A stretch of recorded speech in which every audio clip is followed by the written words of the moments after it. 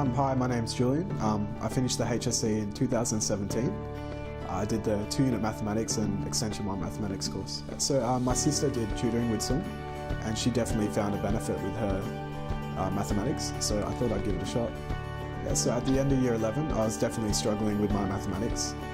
I was ranked 136, and I remember a teacher pulling me aside saying, look, you really need to pull your weight if you want to do well in the HSC.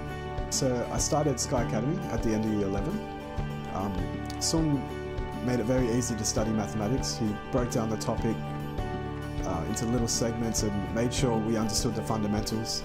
He provided videos and worksheets and countless work solutions so that we could build confidence in mathematics and at the end of the day excel. So before Sky Academy, I definitely struggled. I remember my first Extension 1 maths exam.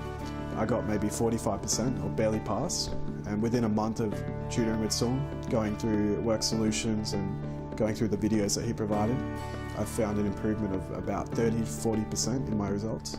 So not only did I find an improvement in my mathematics and extension mathematics, I found that tutoring with Sky Academy allowed me to place less emphasis on mathematics and onto the other subjects I was doing, as I felt comfortable and focus on my other subjects, so at the end of the day I could do better in the HSC. So I finished the HSC with a band 6 in 2-unit, a 91, which was my best result across the board. I was very happy with that one.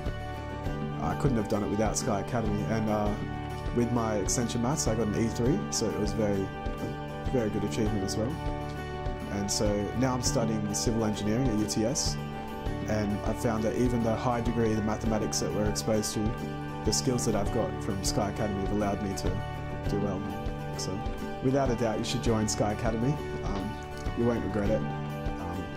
Your studying skills will improve, your mathematics will improve, and your confidence will improve in general.